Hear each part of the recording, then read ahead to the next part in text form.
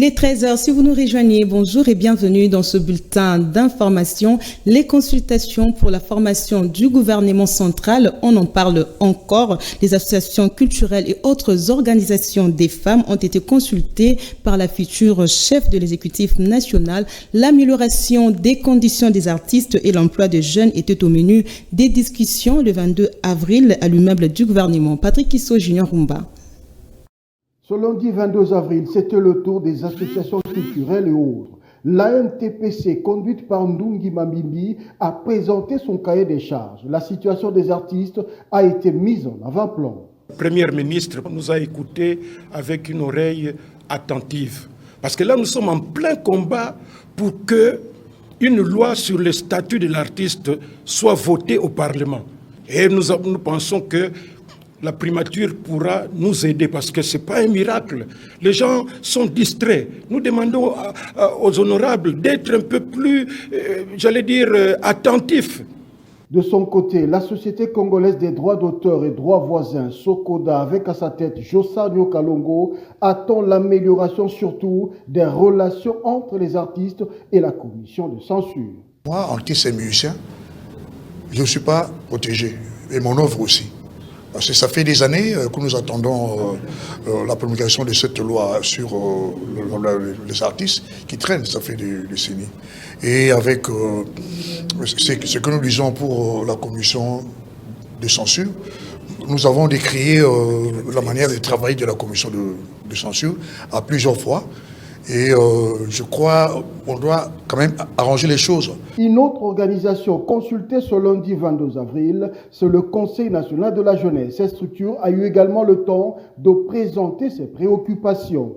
Quand bien même une grande partie de ces désirata avaient déjà été prises en compte par les 6 engagements du chef de l'État. Vous savez, la jeunesse est préoccupée par l'emploi, l'autonomisation, mais au-delà de ça également aussi il y a la question liée à la formation de cette jeunesse. La Coalition nationale des femmes leaders pour la parité a également été consultée par la future chef du gouvernement. Le lobbying des femmes du Congo et plusieurs organisations féminines attendent voir les femmes dans les postes de prise de responsabilité. Cela a été évoqué au cours des consultations que la première ministre avait eues avec toutes ces femmes le week-end dernier. Suivez.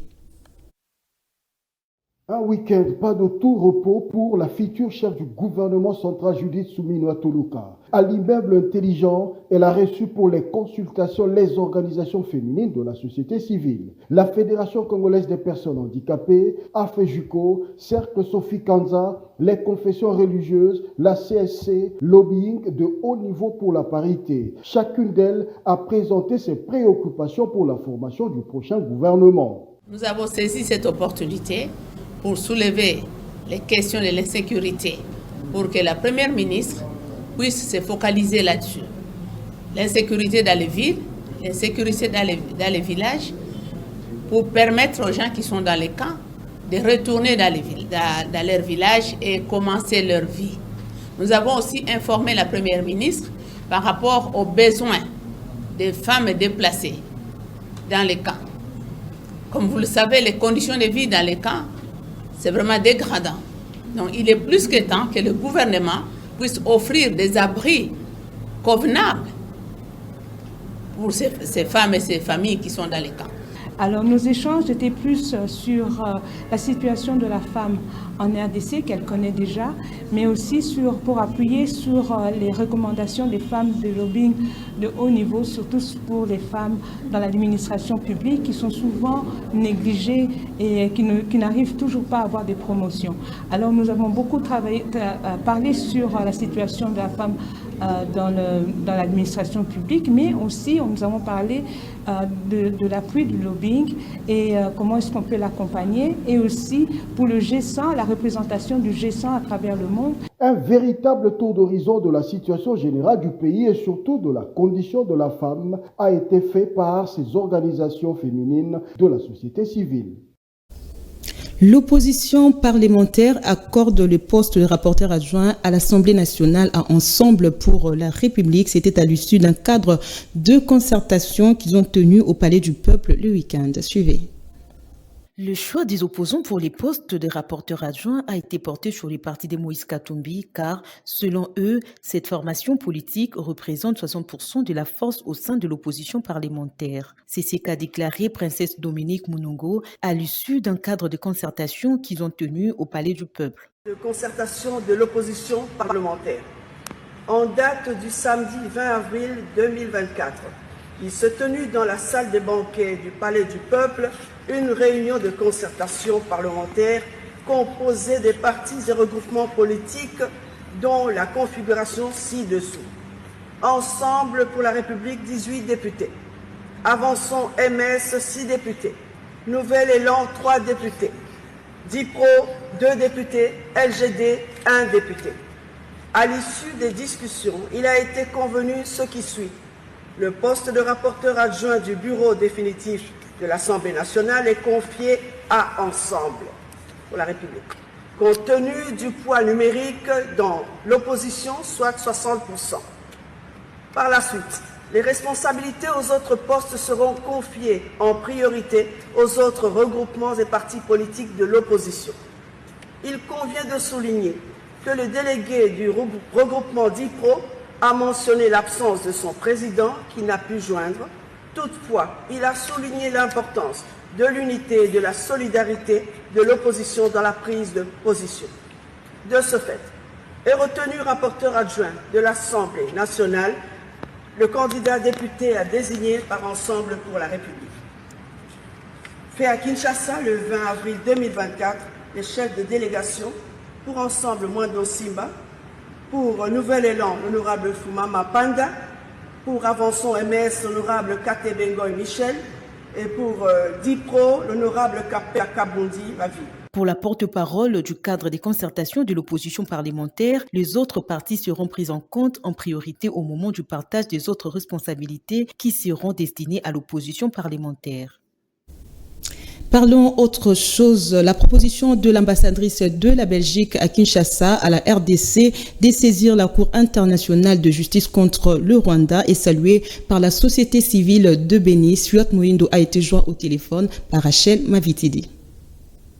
C'est une bonne proposition. Je pense que la République démocratique du Congo devrait poursuivre en justice le Rwanda pour arriver à faire reconnaître son implication négative dans la détérioration de la situation sécuritaire à l'est du pays.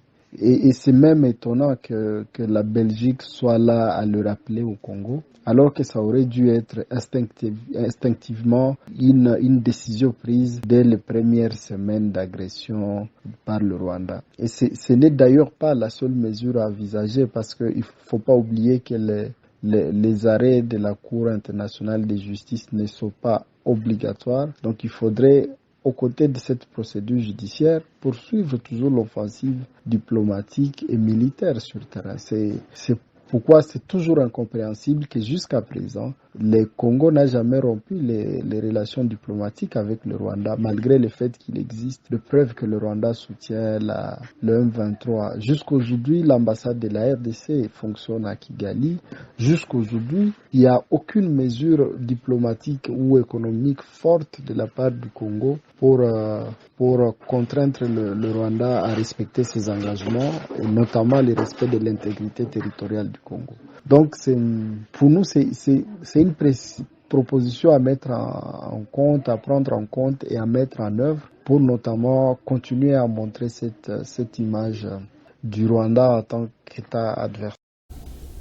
Parlons santé. La semaine mondiale des déficits immunitaires primitifs a lieu du 22 au 29 avril en cours, occasion de faire connaître cette défaillance et l'importance d'un meilleur dépistage. C'est le premier jour. Le docteur Dieu merci Biloukidi nous définit les déficits immunitaires primitifs. Affermi Vita et Didier Moulamba. La semaine des déficits immunitaires primitifs est consacrée à la sensibilisation autour de ce sujet. C'est quoi les déficits immunitaires primitifs et comment en arrive-t-on là? Le docteur Dieu merci Biloukidi répond. L'immunité, vous savez, dans le corps humain, c'est comme l'armée. C'est les systèmes qui défendent les corps humains face aux agressions extérieures, des micro-organismes, ainsi de suite. Maintenant, les déficits immunitaires primitifs constituent plus de 200 maladies dues au dysfonctionnement héréditaire ou génétique du système immunitaire. Donc, toutes ces manifestations-là, dues au manque de défense du corps humain, c'est ce qu'on regroupe en termes de déficit immunitaire primitif.